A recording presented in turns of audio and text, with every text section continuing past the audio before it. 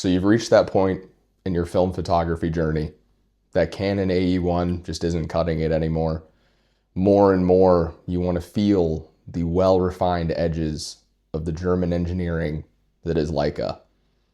You've been scrolling on eBay, scrolling on Facebook Marketplace, hoping that you'll find a Leica M6 that's in your price range. But with each passing week, that seems less and less likely. Well, let's talk about why this might be the perfect alternative to that Leica M6 that you want.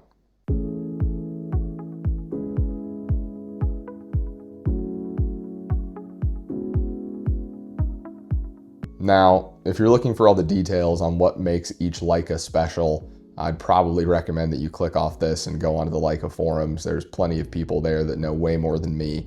But as somebody that used a Leica M6 and a Leica MP before I left photography behind for a bit, and coming back was looking at buying another M6 until I realized how much those go for now, I thought it might be worthwhile running through why I ended up deciding on this Leica M4-P.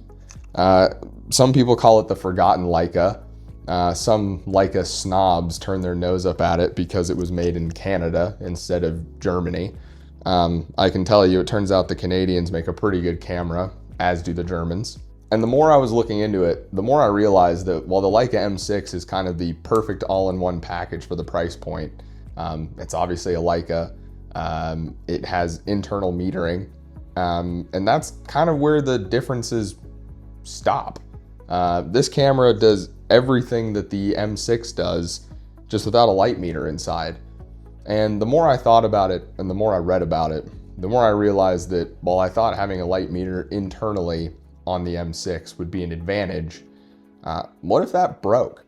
You know, electronics don't last forever, and the spare parts for the Leica M6s are becoming more and more scarce. And until Leica starts releasing new spare parts, which they claim they will after they reissued the M6, but so far, as far as I know, that hasn't materialized, you're risking that buying a camera for its internal light meter may just turn into a fully analog camera in the end. And once I realized that, I realized that there's a lot of really, really well-priced M4Ps out there on the market.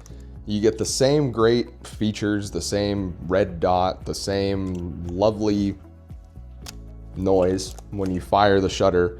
The rangefinders are still clear, and you can even get a better deal. I picked up this one on eBay for around $2,000, including a Leica Summicron 50mm f2. I can tell you that to get an M6, I would have paid more than that for just the body.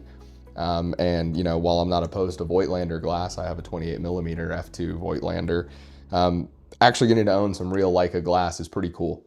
And you know, with film photography, given that every time you put in a new roll, you're effectively getting a new sensor, having the sharpest lens, or you know, nicest lens, I guess, lends itself even more. The bodies of film cameras are just mechanical tools. Unfortunately, given that I haven't been shooting photography much for the last 3 to 4 years, my ability to meter with the eyes has atrophied a bit.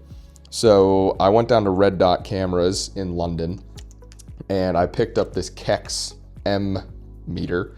It's pretty cool. It just connects straight to the shutter dial and does the metering right on the top.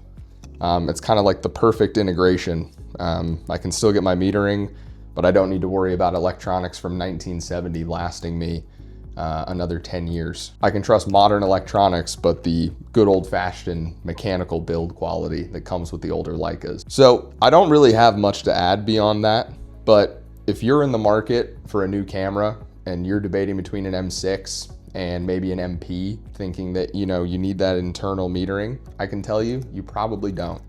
And picking up an M2 or an M3, an M4, M4P is going to be a lot cheaper than picking up an M6.